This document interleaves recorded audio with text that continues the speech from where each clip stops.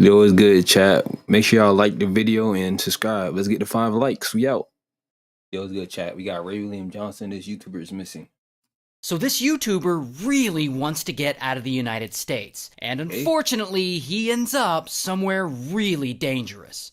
Now his name's Eastman, and Eastman's 26, he's American, but he's not really doing much here. Like, he's an Uber driver sometimes. Bro really wants to get out. He wants an adventure. So one day he says, "Fuck it," and he leaves. And he flies from the US 8,000 miles away to the Philippines. And there he travels over to the mountains in Zamboanga del Norte. Here's the thing about that area though. It's really nice looking, but some parts of it aren't exactly safe. Some even refer to it as the red zone. Even the State Department warns American tourists to exercise increased caution when considering traveling there. But whatever, Eastman wanted a little adventure and he seems to like it there. So there he meets a local woman and she speaks decent English, and so they start talking and they hit it off, and Eastman thinks she is— Don't tell me she set him up. I think she set him up, Chad. I think she set him up. Fine! And eventually she becomes his girlfriend. So we'll just call her Girlfriend. And so Girlfriend takes him to her village to meet her family, and everything seems to be going well, and they end up getting engaged. And eventually they even get married. And this is actual footage of their Muslim wedding. I guess he converted to Islam for her. Now, Eastman has a YouTube channel, and there he starts documenting living in this new place that few foreigners will ever go to. What up, you guys? I was just cooking, so that's why I got some charcoal on my face. I burnt my hand a little bit. Now, on this channel, he mostly just does live streams and just talks to his audience, and he also has a TikTok account. And you can see one of his TikToks here. It's just him and his wife, and they're just like goofing around. Now, Eastman isn't necessarily rich by American standards, but in the Philippines, in that specific area, US dollars go really far. So in pesos, he has a small fortune. I am renting this apartment here for 3,000 pesos each month. And so he's renting this little apartment for like $52 a month. And eventually he decides to open a little grocery store right on the beach. And so Eastman, he starts building the store. He's living like he on Outer Banks himself with his own 2 hands, and he stocks it and he gets his Wi-Fi set up, and soon enough his business is up and running. But yeah, bro, we got this huge store, massive store. I think we spent 43,000 pesos on all of it. But despite how much he likes it there, according to him, the area he's in actually isn't very safe for foreigners. I've never seen any other foreigner here, because it's dangerous. It's a dangerous area. And sometimes when he and his wife are out and around, he has to hide from strangers. Up and down the mountains, and now I gotta hide, because maybe it's a kidnapper. Like being scared here of dangerous people. I always have to hide. Looks like the guy had a gun. Some sort. Regardless, he keeps living his life and doing his live streams. Now, if this were me, as an American, living in this apparently dangerous place, I would stop live streaming. Like, I would stop drawing any attention to myself. The fewer people that know I exist, the better. Oh, but not Eastman. He seems to love to stream. I mean, he just keeps going. He keeps streaming multiple times every day. Not only that, on more than one occasion, he gets on live and he talks about money. Like, he's live and he mentions loaning out pesos to some locals. We lent him 21,400 and he came back with 23,500. Yeah, that's not something I would do. But whatever. So far, he seems to be getting the adventure that he was craving in his life so badly.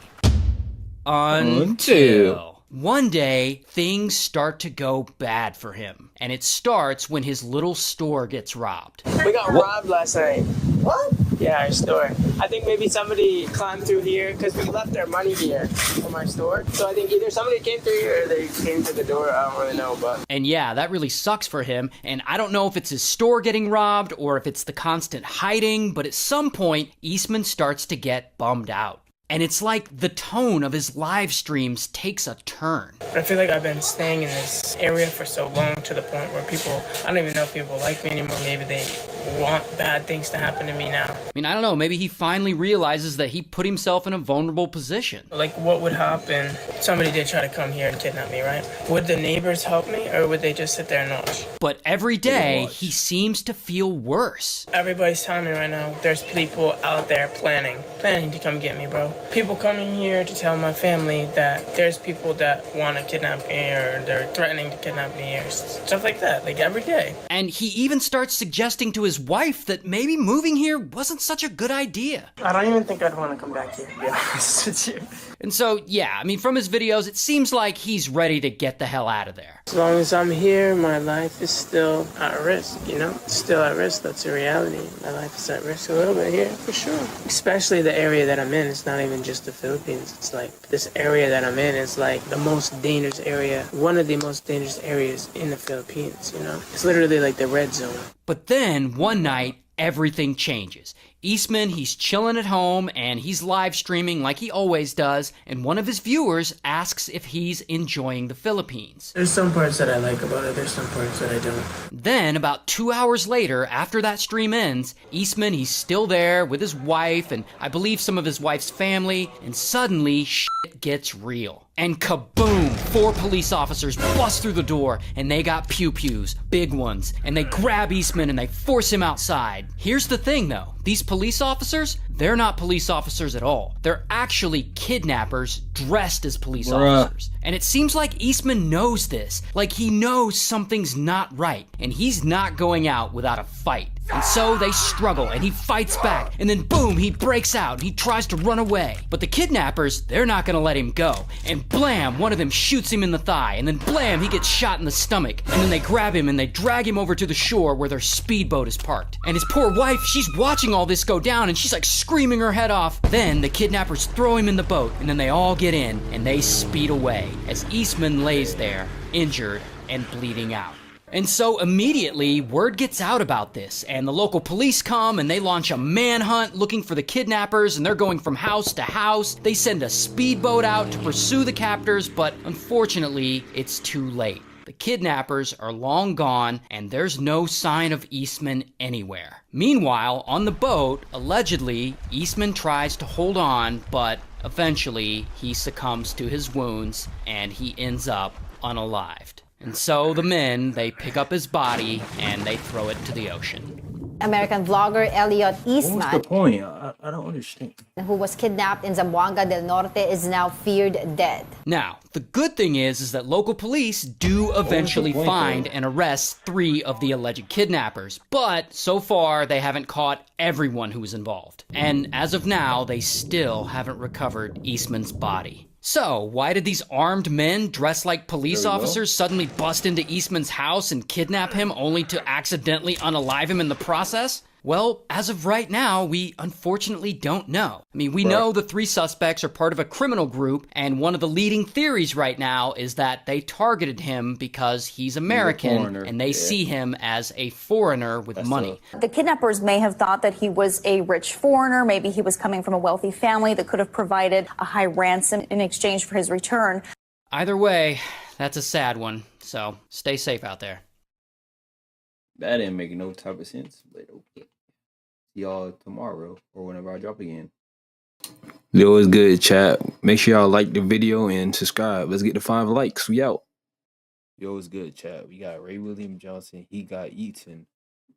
So this king of tigers is about to be eaten by his own cat. No, not this king of tigers. This king of tigers. His name's Roy. And Roy's story starts a long time ago when he's 12. And the poor little guy, he's growing up in a really chaotic household with an alcoholic father. And unfortunately, he's neglected and he never feels a sense of family with his parents. But one day, all that changes when Roy goes to the local zoo. And there, he meets this cheetah named Chico. And Roy loves Chico. He's never seen a cat like that before, and he feels like they have a special connection. And eventually, he even gets a side job at that zoo so that he can help care for Chico. Then, at some point, he ends up becoming Chico's owner. He allegedly straight up stole him from the zoo, I guess. Regardless, he now owns Chico. And because Roy has always been neglected by his parents, Chico becomes the family he's never had. So I guess you could say that Chico saved Roy by just being there for him. And this is an actual picture of the two of them. Now, not too long after this, Roy's around 13 years old, he runs away from home and he gets a job as a bellhop on a cruise ship. And that is when he meets this guy, Siegfried.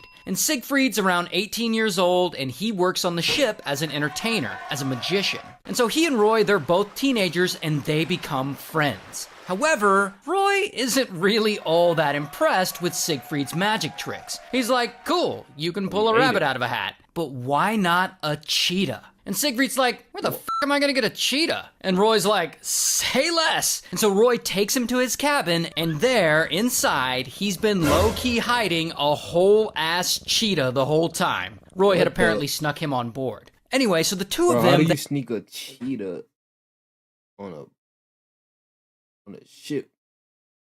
They put this act together for the passengers on the cruise ship, doing magic shows that now involve this cheetah. And this act is blowing everyone away. They're so impressed with this magic exotic cat. And thus, the famous duo, Siegfried and Roy, is born. And now eventually they decide to take this show on the road. And they do some shows locally, and then they tour places in Europe, and they start to find some success. And over time, their act keeps growing. And they keep adding more and more big cats as the show gets more and more popular. And 20 years go by, and it's now 1989. And by this point, Siegfried and Roy have started doing shows at venues in Las Vegas. And these Vegas shows have gotten so popular, the owner of a bunch of local hotel casinos offers them a $57 million contract to perform at his brand new hotel, the Mirage. And so they get a huge budget, and they're finally putting on this big budget production, and boom, it's a massive hit. And Siegfried and Roy become icons. Everyone around this time has heard of them. Even people who've never been to Vegas had heard of them. And suddenly, during this time, they're the highest paid entertainers in Las Vegas history. So, what do they do with this crazy amount of money they now have? Well, first, they build a big-ass dream home where they live with over 50 of their exotic animals. Lions, jaguars, panthers, a freaking elephant, and over 30 tigers. 30 tigers. And of course, at this point, Chico, unfortunately, is no longer with them because, you know, cheetahs don't live nearly as long as we do. But clearly, Roy is still into big cats. And here is some footage of him riding a tiger in his backyard. And he swims with them in his lake-sized swimming pool. And he gives them their own air-conditioned rooms to live in. Roy even sleeps with a big cat in his bed every night. Bro is living the dream. Like, here he is with millions of dollars, hanging around with huge exotic cats who would never in a million years want to hurt him.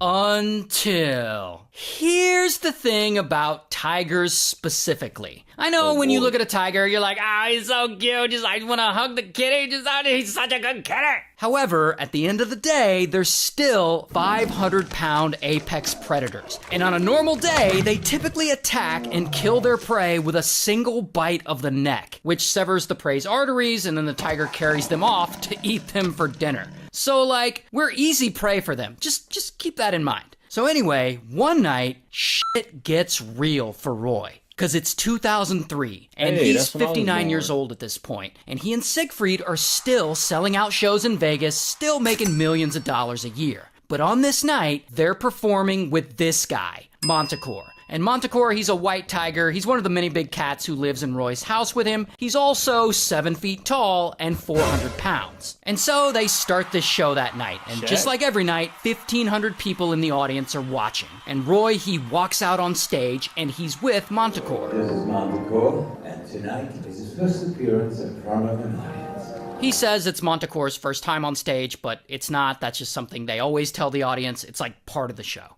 Anyway, then Roy puts a microphone up to Montecore's mouth so the audience can hear him growl.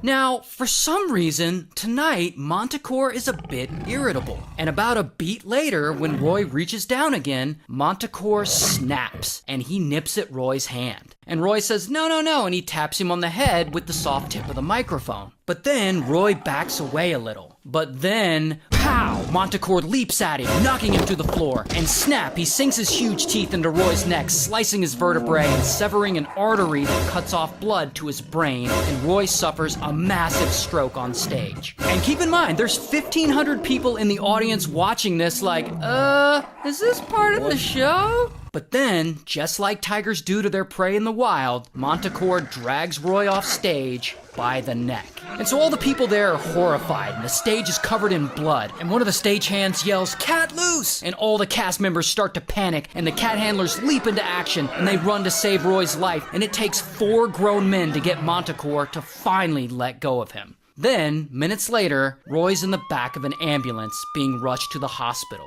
And at this point, he's barely conscious. But he loves big cats, and he still loves Montecore, and he knows they'll want to put him down for this attack. So he decides to use whatever strength he has left to try and save him. The same way Chico had saved him all those years ago by being his only family. And so Roy looks at everyone and he says, "Montecore's a great cat. Make sure no harm comes to Montecore."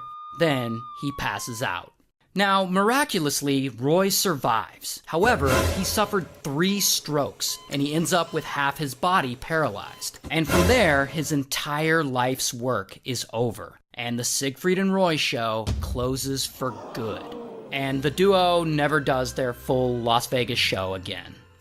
Until about 6 years later, in 2009. It's at this point that after many years of rehabilitation and physical therapy, Roy musters up the strength for a charity benefit, and he and Siegfried do one final show together. And Montecore is there to perform as well. God. Don't tell me he's finna die, bro. He's finna get killed by the same tiger that attacked him 9 years ago, bro.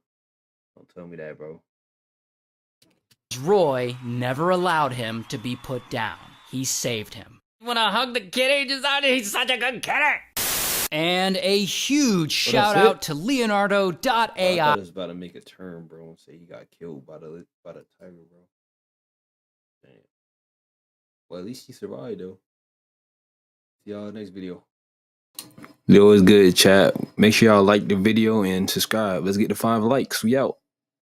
Yo, it's good, chat. We back with another video. We got Ray William Johnson. Remember him? He finally murdered someone.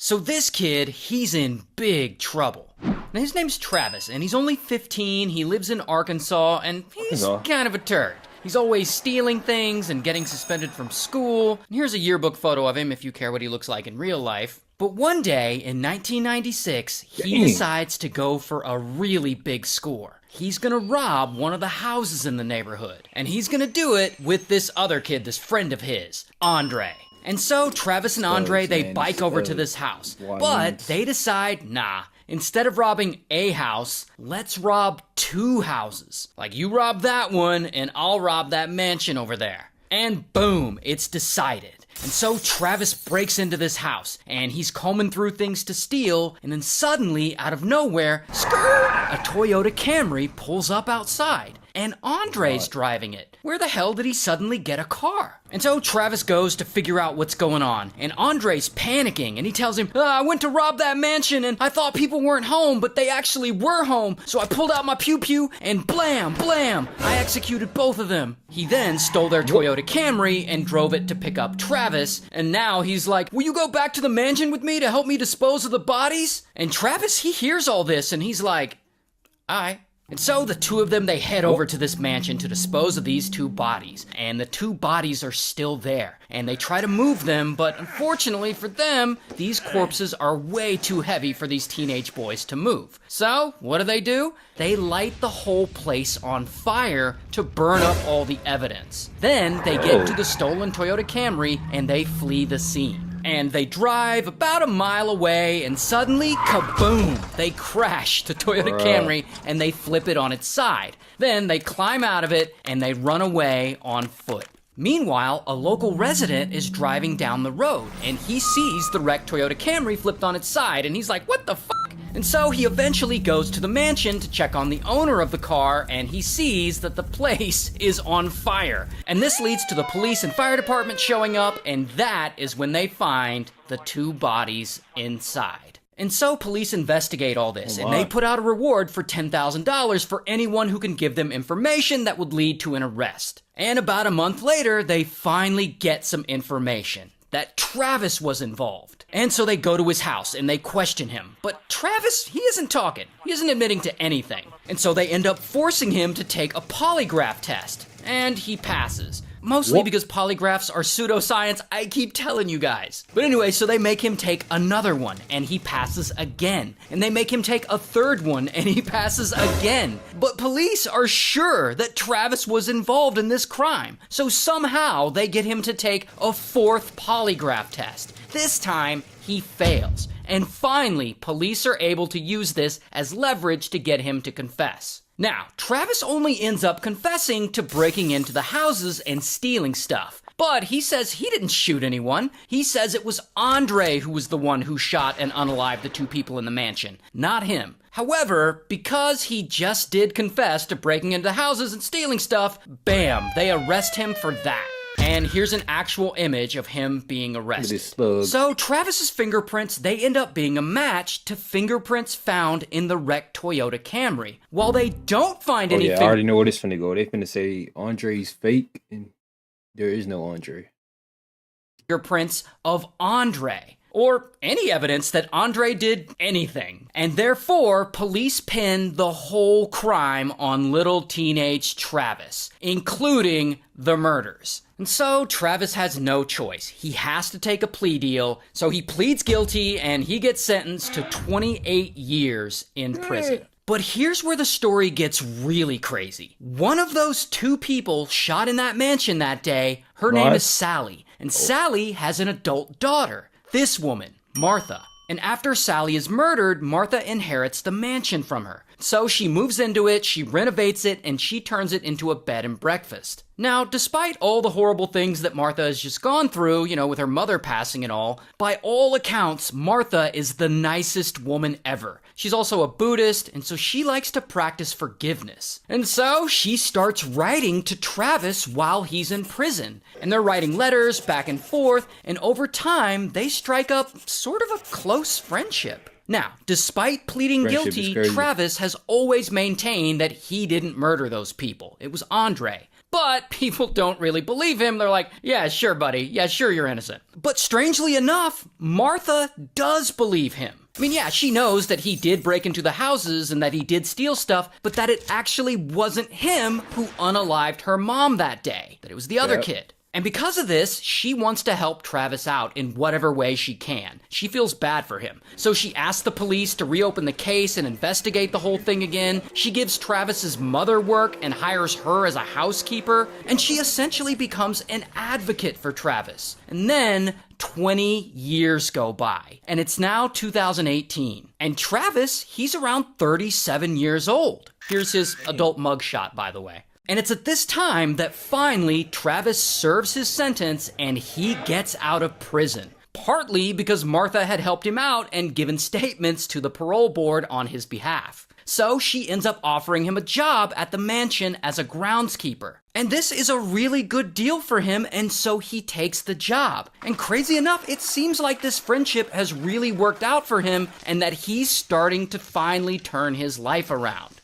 Okay. Until about a year goes by and Travis is still working there at the mansion. And one day, it all goes bad. On that day, Martha ends up selling one of the chandeliers in the house to someone for $10,000. And that person pays her cash, and she stashes the cash in one of the rooms in the mansion until she has time to run to the bank. And old Travis, he just happens to be working that day. And he also happens to learn that this transaction went down. And so he waits. He waits until no one's around. And he sneaks into the room where the $10,000 is stashed, and he swipes it. The next day, Martha notices her money's gone. And unfortunately, there's only one person around at the time who could have taken it. The groundskeeper. Travis. And this just absolutely destroys Martha. Like, how could he steal from her after everything she's done for him all these years? And so sadly, she unfortunately has to go to him, and she fires him. And of course, Travis is pissed. Like, how can she fire him? This isn't fair. And he isn't gonna let this slide. And about a month later, he decides to go and get his revenge. And early one morning, it's dark out. And Travis, he sneaks back over to Martha's house. And he creeps in through the back door because he's gonna rob her and take more of her shit. But Martha, she's actually home, and she hears someone in the house messing around. So pow, she hits her alarm, and this alerts the police back at the station. And then, at some point, boom, Travis sees Martha, and there's a confrontation. And that is when he pulls out a knife, and pow, he stabs her, and pow, he stabs her again, and again, and again, until she's unalived. Then, Travis wraps her in a pile of blankets and clothes, and he pours a flammable liquid all over her. It seems like he's gonna try and burn the evidence again. But just then, police show up because Martha had hit the alarm. And so officers, they go into the house and they hear Travis upstairs hiding in the bathroom. And so they go up and they're like, "Come out with your hands up!" And Travis is like, "F you!" And he jumps out the bathroom window and falls down to the ground. And he runs over to the car he arrived in and he hops in it and he flees, driving across Martha's massive lawn. And of course, police are right behind him, chasing him. But then, boom, his car gets stuck. And so he gets out and he runs back across the massive lawn and he jumps into the nearby lake. I guess he's gonna try and swim his way out of this. But unfortunately for him, it doesn't seem that he can swim, and Travis ends up drowning in that lake. Wow, that is wild. Imagine going through all that to drown, bro. Kinda insane, I ain't gonna lie. Alright, man, see y'all next video. Like, subscribe. Yo, it's good, chat. We got Ray William Johnson. He committed the dumbest murder. Y'all make sure y'all like, subscribe. One night, a bunch of friends are in this SUV driving around, and they're driving to a friend's party. And they're in the middle of nowhere in New York State, and it's pitch dark, and there's no cell service, and they got another car and a motorcycle all following them to this party. But as they're driving, the roads keep getting sketchier and sketchier, and they eventually turn into dirt roads. And suddenly, it dawns on them. They're lost. But then, in the distance, they see something.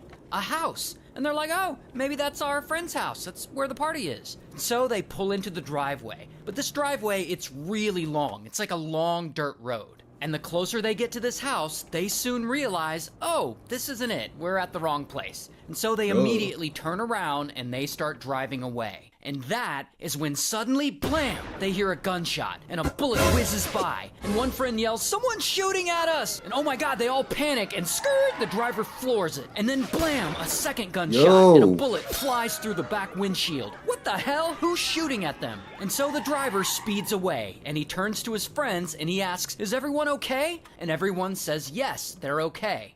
Everyone except for the girl in the passenger seat. Now, her name is Kaylin, and Kaylin is 20 years old, and she doesn't answer. And so the driver asks again, "Kaylin, are you okay? Kaylin?"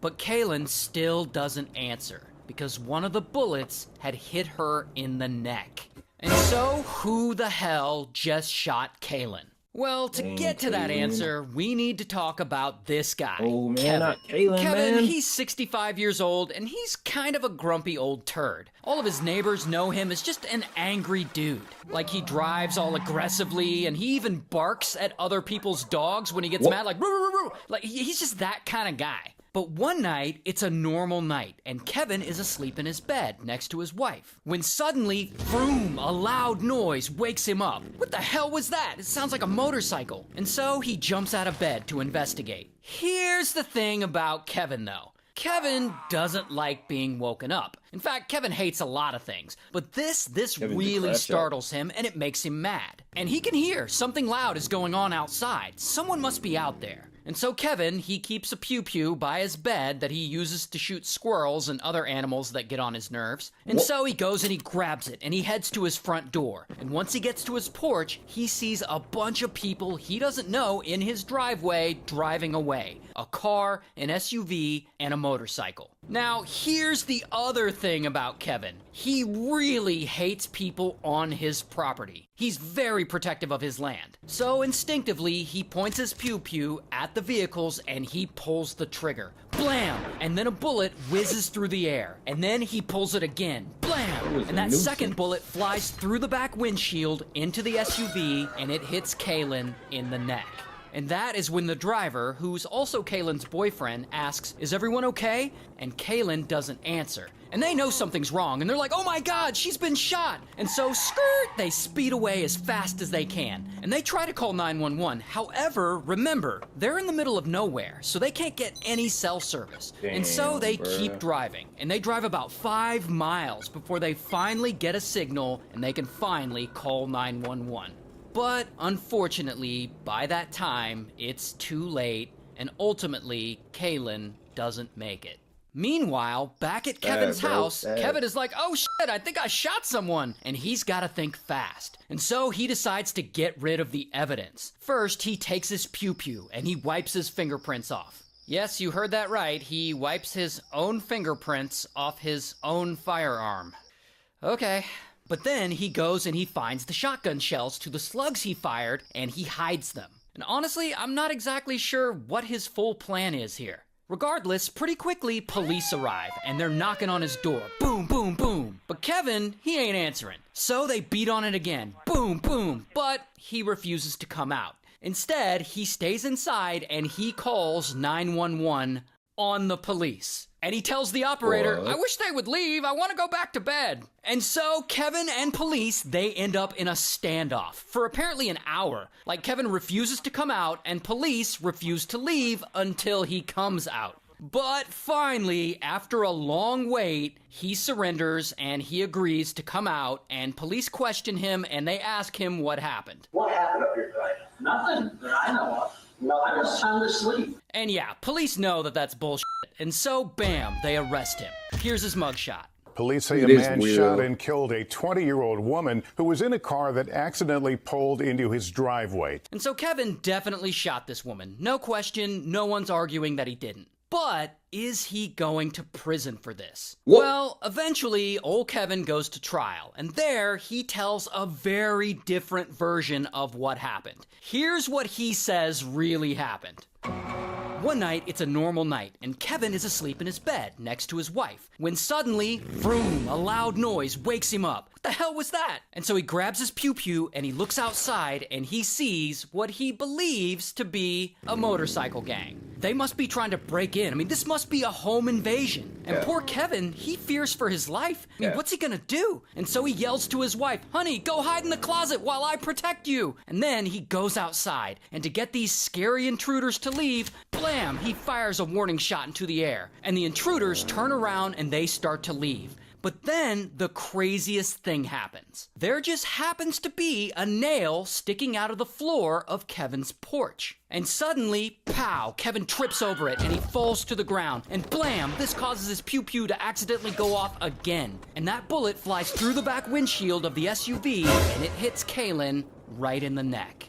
And therefore, it was a total accident. And so yeah, this is actually the story that he tells the jury. Bro's entire defense is, "Oh no, I fell over." And so the judge hears all this, and by this point, he has had enough of Kevin's bullshit, and he just lays into him. It's obvious to me that you feel justified. You don't take any responsibility for the outcome of your actions. You just don't get it. The first thing you do on the witness stand when you come up here and testify is you made a joke to the jury. You senselessly took the life of Kaylin Gillis, and you have the gall to sit here and talk about how you plan to finish up the work on your house and race motocross in the future. You don't deserve that.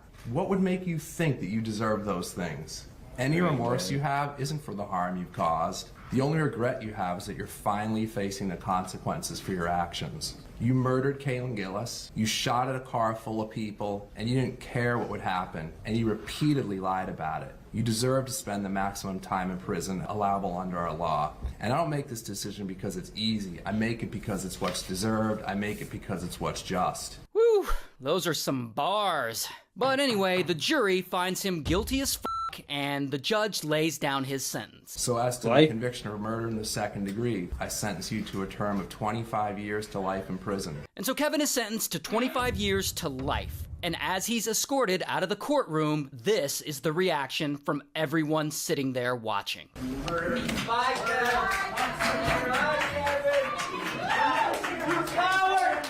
Wow, that is wild. Wow, that is wild.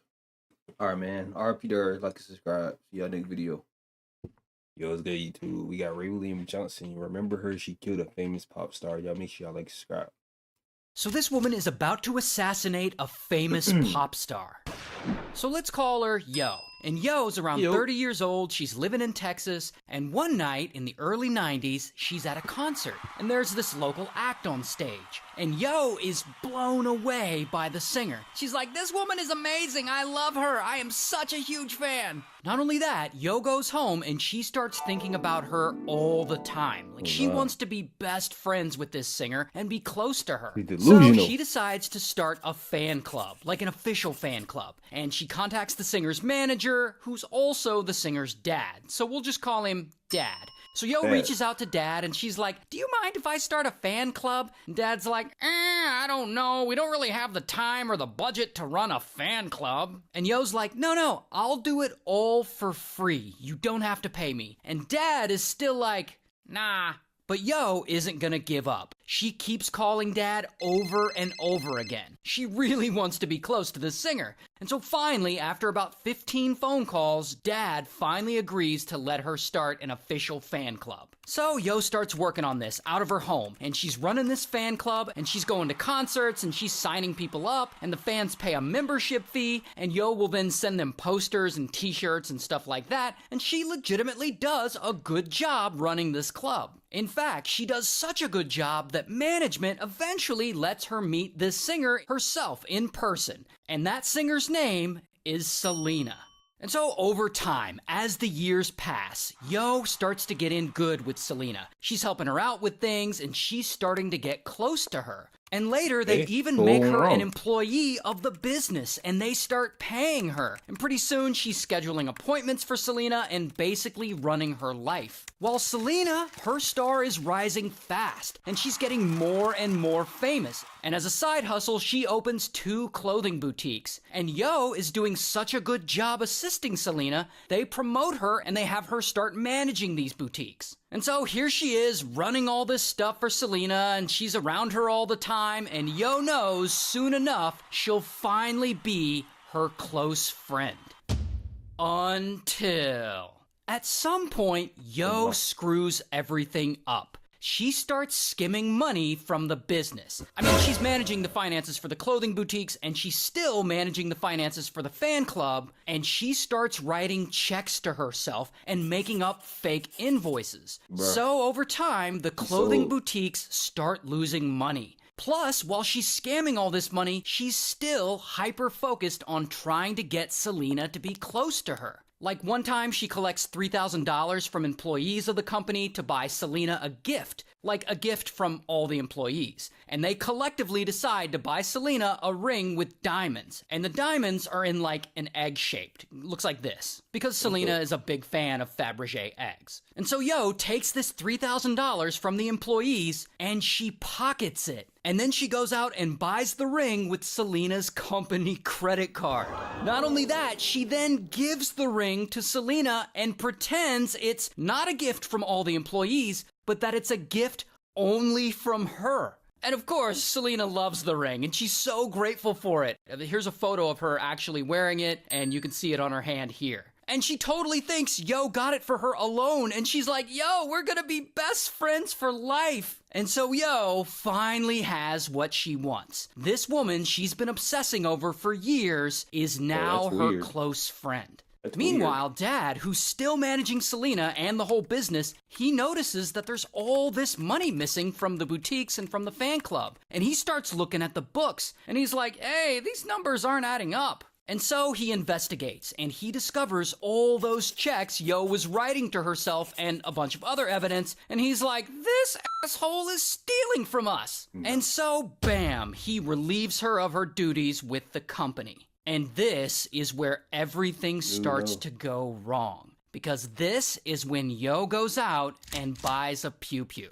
A few months later, tax season rolls around. And Yo, who was Selena's assistant and managed the finances for 2 of her business entities for her, has some financial documents that Selena needs to get from her. And Yo keeps saying that she'll hand over these documents, but she doesn't. She's always making up excuses as to why she can't. Then, right before taxes are due, Selena finally gets her on the phone. And she's like, give me my tax documents. And Yo is like, okay, fine. I'm over at this motel. You can come here and pick them up. And so Selena goes to this motel. And she goes up to the room and Yo gives her a stack of documents. The next morning, Selena is looking through all that paperwork. And she realizes that the specific tax papers she needs still aren't in this stack. Yo never actually gave them to her. So she gets on the phone with her again, and instead of talking about tax papers, Yo starts making more excuses, talking about how she had been SA'd recently on a trip to Mexico, and that she can't give her the tax documents because she really needs to go to the hospital and get herself checked out because she's bleeding from all the SA.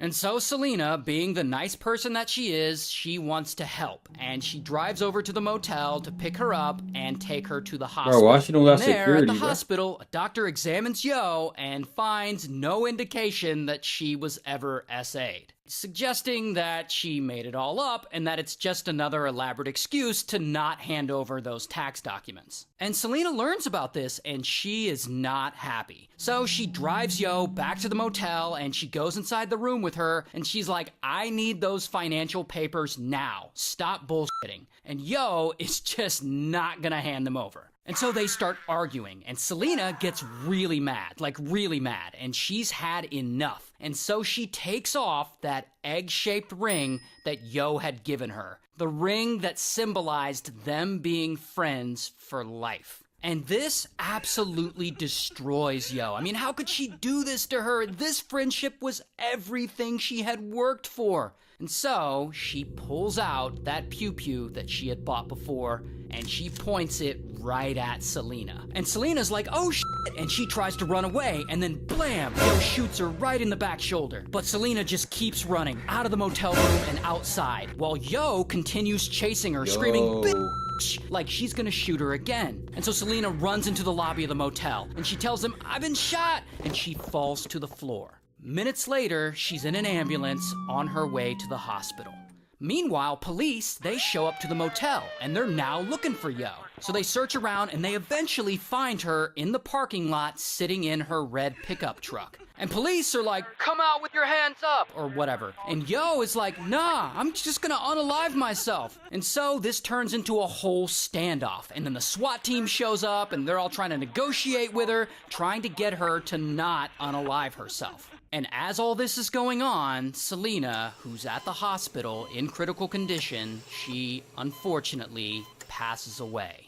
She was only 23 years old. Thank you, Ben. That's right. We are standing by live in Corpus Christi, right across the street from the Days Inn where this shooting did occur earlier today. Man. And 9 hours go by, and it's nighttime now. And Yo is still in her truck in the motel parking lot in a standoff, surrounded by police. I don't care, bro. Because Shoot her. she's still got that pew-pew and she's still threatening to unalive herself. Now, eventually, she does give up, and police swoop in and bam, they arrest her. Here's her mugshot.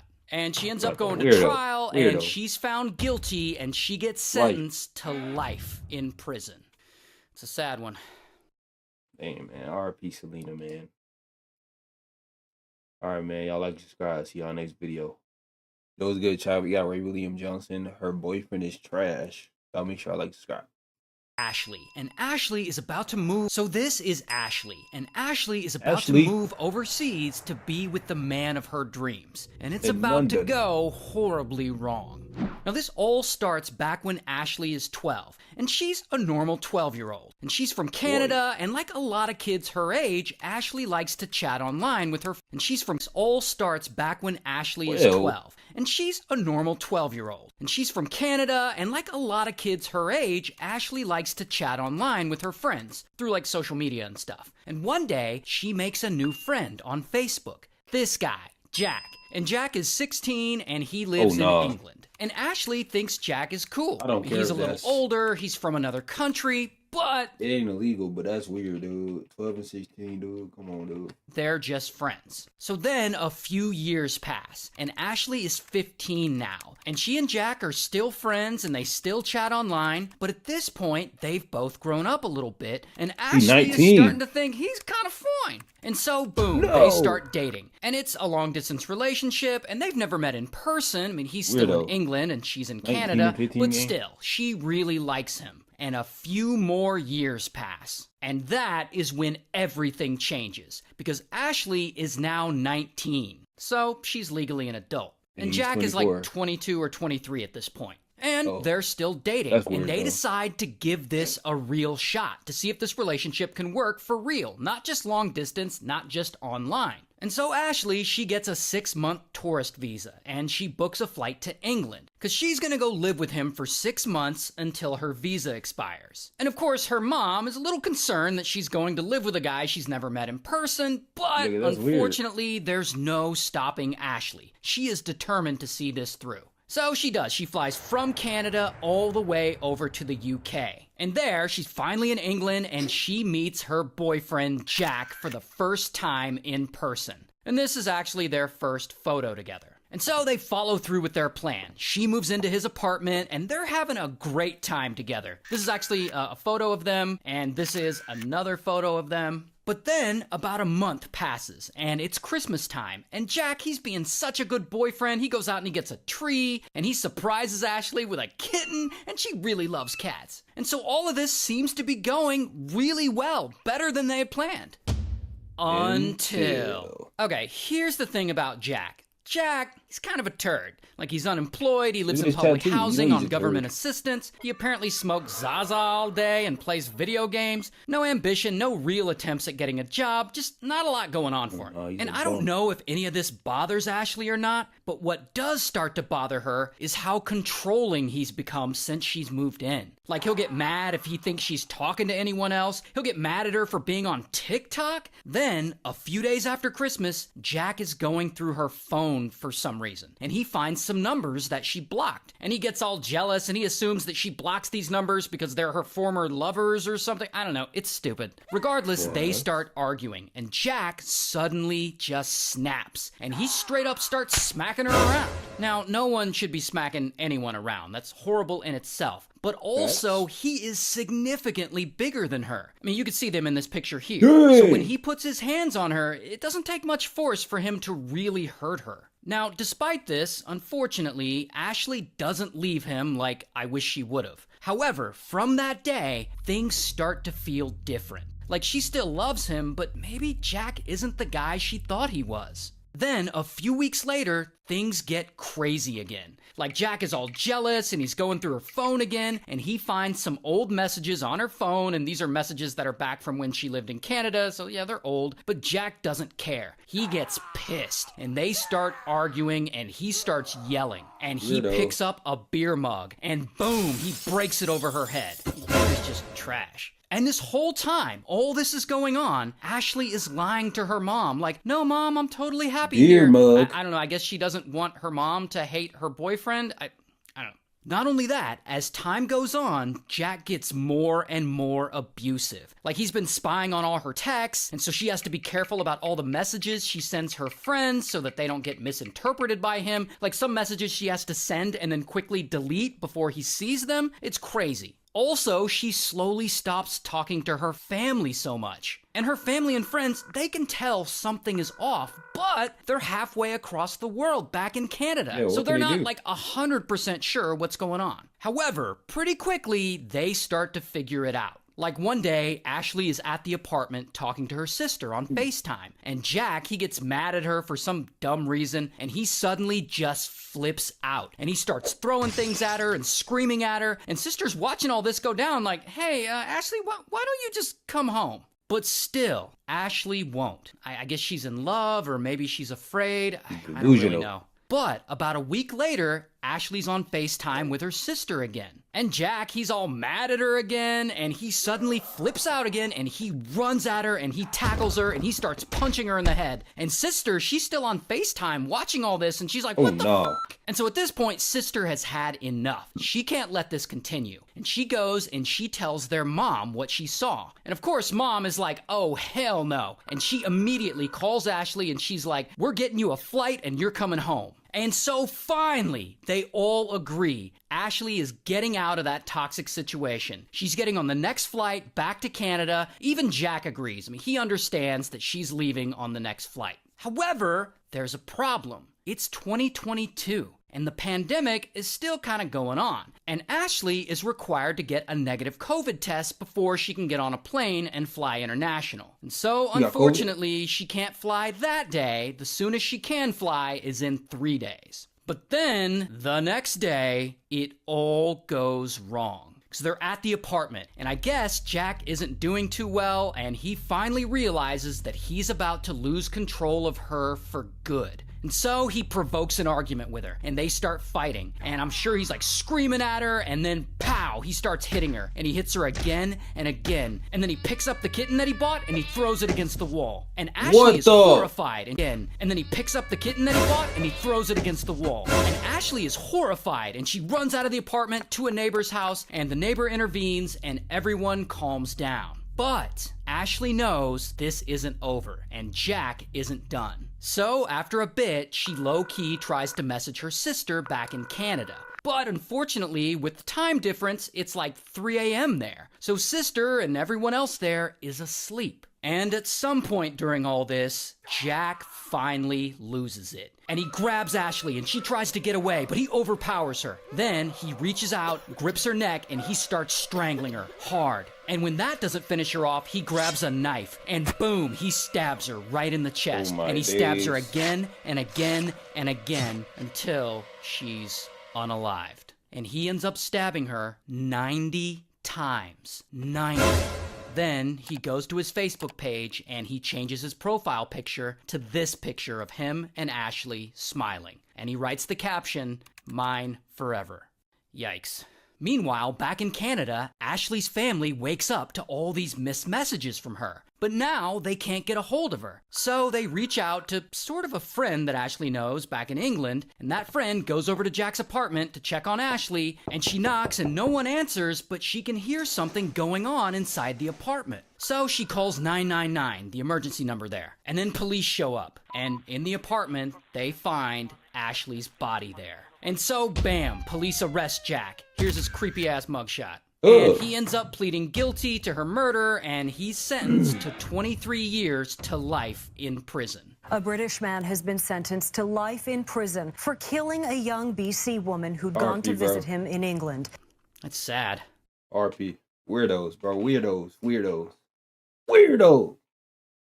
I'm mad now. RP. Y'all next video, like, subscribe. Yo, what's good, chat? We back with another video. We got Ray William Johnson. Beware of this woman. Y'all like, subscribe, bro. What? So this is wild. This woman's own therapist may have manipulated her to fall in love with her. What? Now, the woman's name is Vanessa, and she's from New South Wales in Australia, and Vanessa has some problems in her life. And so she decides maybe it's time to get professional help. And one day in 1997, Vanessa starts seeing this psychologist, this woman, who we'll just call therapist. So Vanessa sees her and she likes her. So she keeps going back and seeing her all the time. And over time, therapist learns a lot about Vanessa, and Vanessa learns a lot about therapist. And at one point, therapist is like, oh, we have so much in common. And they do. They both have 2 daughters. They're both married to their second husband. They both used to model when they were younger. Pretty cool. And so Vanessa continues seeing therapist for about 2 years. And over this period, she slowly starts to feel better. And eventually, she and therapist agree she's all good now. And therapy is no longer necessary. And then they decide to part ways. But therapist suggests that they continue to be friends. And Vanessa's like, alright. But despite that, Vanessa moves on with her life, and she doesn't hear a ton from therapist, which is fine. People say they're going to be friends all the time, and then they aren't. But whatever, Vanessa got the counseling she needed, and now she's happy.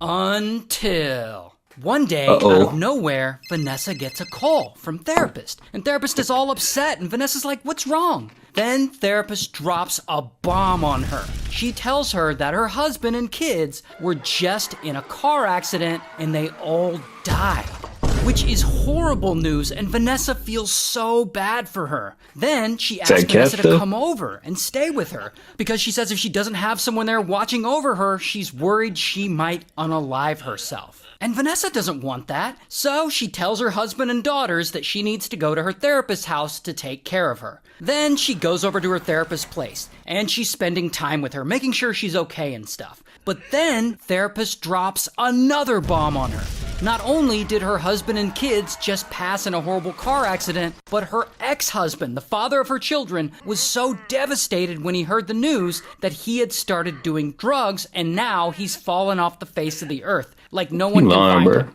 So now, this poor woman just lost everyone, and she has absolutely no one in her life. So of course, Vanessa feels almost obligated to help her out. And so she starts going over to her place, visiting a couple of times a week to make sure that she's okay and that she doesn't try to hurt herself. Meanwhile, back home, Vanessa's husband and daughters, they're watching all this go down and they're really supportive. They know that this is just the kind of nice person Vanessa is, always helping out someone in need. But then, that's when things start to take a turn. Because over time, Vanessa starts to notice therapist, she's kind of fine. And therapist thinks she's fine. And their relationship starts to get a little spicy. And soon enough, they get romantic and then they start smashing. And yeah, this is a bad idea for all kinds of reasons. But despite that, this goes on for a while. And yes, Vanessa is still married. And so eventually she has to finally come clean to her husband and tell him that not only are she and therapist smashing, but that she has fallen in love with her. And that she's gonna leave her husband for her. And that's what she does. She divorces her husband and moves in with therapist. Now imagine being a man and your wife leaving you for a girl, bro. Really? And for what it's worth, she seems really happy there. She seems to believe that therapist is her soulmate, and she devotes her life to loving and supporting her. And 16 years go by, and it's now 2018, and they're still together. And at this point, they've decided to get married. And so they start planning their wedding, and around the time they're planning their wedding, suddenly, therapist gets a new friend. And she starts hanging out with this new friend, and by some strange coincidence, this new friend also happens to be a former client of hers. And of course, Vanessa is immediately jealous, but she's supportive, you know, she's a good person, and as far as she knows, nothing inappropriate is going on. And so she and therapist, they get married. Here's actually a photo of them getting married if you want to see. However, not long after they're married, therapist starts staying out late with her new friend, drinking and whatnot. Oh yeah, GG's. Not only that, when she's not out, therapist is up in the middle of the night, like drinking and cooking and listening to loud music for some reason.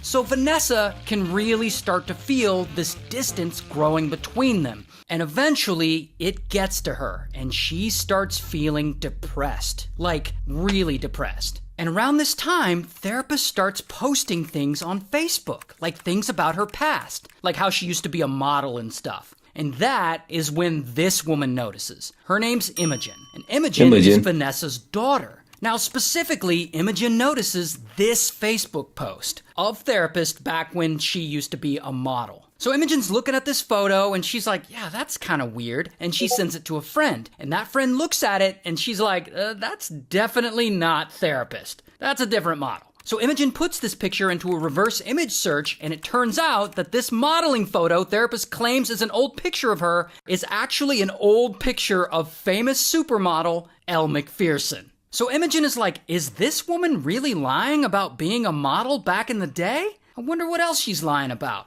So she starts screenshotting all these therapist posts and saving them. Meanwhile, around this time, Vanessa finally starts to acknowledge that her marriage is ending, and her mental health keeps deteriorating little by little. And eventually, the depression becomes too much for her, and she, unfortunately, unalives herself.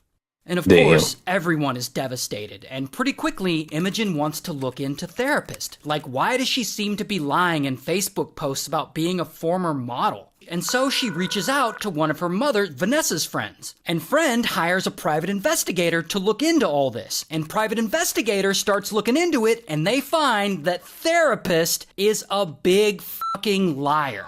Like, remember how she said her husband and kids were just in a car accident and they all died? Total lie. She never had a husband or kids, ever. They don't exist at all. Or how she said her ex, the father of her kids, was so devastated by the news that he had started doing drugs and now he's fallen off the face of the earth? Also a lie. No one can find him because he also doesn't exist. So from the beginning, when therapist was like, we have so much in common, then they both have 2 daughters, they're both married to their second husband, they both used to model, all of it was bullshit. Therapist has never been married, never had any children, never modeled. She made it all up. And it seems like she made up the part about her husband and kids dying in a car crash so that Vanessa would come over and start taking care of her. Regardless, after learning all this, poor Imogen is horrified. And she's like, F this, and she goes and she files a formal complaint against therapist with the Healthcare Complaints Commission. While at the same time, therapist has already moved on with her life.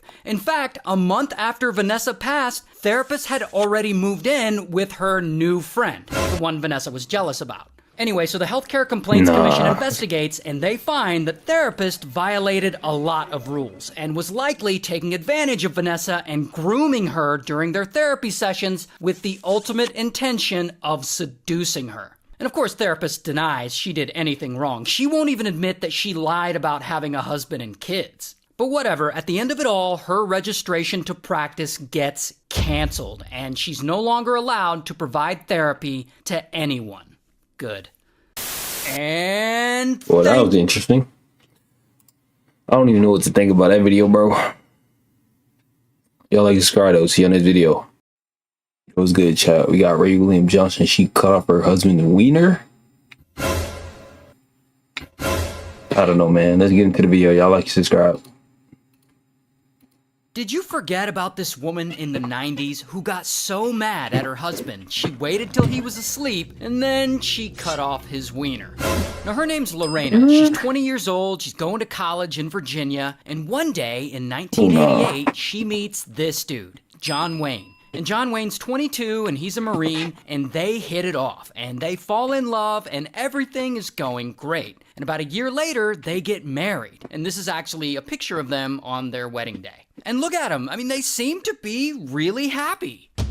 Until... Here's the thing about his marriage, though. It actually ends up not going too well. John Wayne gets discharged from the Marines, and then he has trouble finding steady work, so Lorena has to become the provider, and this stresses them out. And they end up fighting all the time. Plus, John Wayne likes to drink, like a lot. And that's not really a good combination. And about a month into their marriage, boom, he starts being abusive. Physically. Like he shoves her and he punches her sometimes. It's awful. And so their fights start to get really bad, to the point where they call police on each other. Then, to make it worse, she ends up getting pregnant. And he doesn't think she would make a good mother, so he allegedly pressures her to get an abortion. And she does, and then she resents him over it. So basically, he's really abusive and their relationship is toxic as hell. And all this goes on for several years, until she's around 24 and he's around 26. And it's at this point that they've both hit their limit, and they've had enough of each other. And she's trying to get a protective order against him while he is asking her for a divorce. So this marriage is basically over.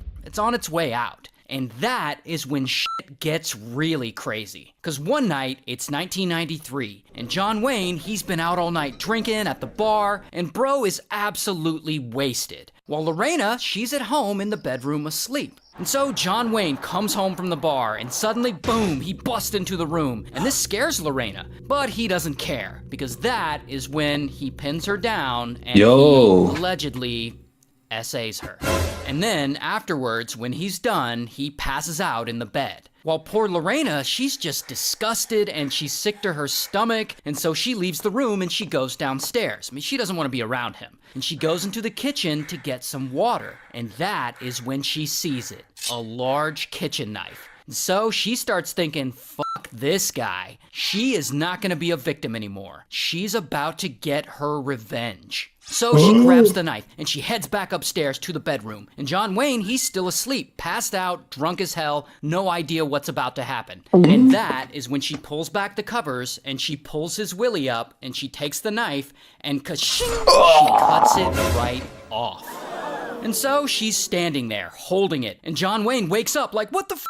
But like, he's still so drunk that he doesn't even realize what happened and that his junk is missing. So he just lays there all confused like, whoa, what's going on? While Lorena, she's like, oh shit, and boom, she runs away with the schlong still in her hand. And she runs out of the apartment and she jumps in her car and skirt, she flees. Minutes later, she's speeding along the road, trying to calm down. And she realizes that she can't steer her car properly because she still has John Wayne's stupid wiener in her hand. So she rolls down the window and she throws it out of the car as hard as she can. And it flies through the air and it lands in a nearby field. Minutes after that, she arrives at her boss's house. Her boss is like also her friend. So Lorena gets there, she goes inside, and she's upset, and she's freaking out. And boss is like, what did John Wayne do to you this time? And Lorena's like, no, I cut off his pee-pee. And boss is like, we should probably call the police. And so boss calls the police and she tells them what happened. And police are like, okay, well just tell us where we can find it and we'll go look for it. And so around 4 a.m. in the morning, there's a gang of police officers out in this field combing through the grass looking around for a rogue wiener. And then around 4:30, finally, they find it, lying on the ground. Apparently, one of the officers accidentally stepped on it. Like, oops, oh, hey, there it is.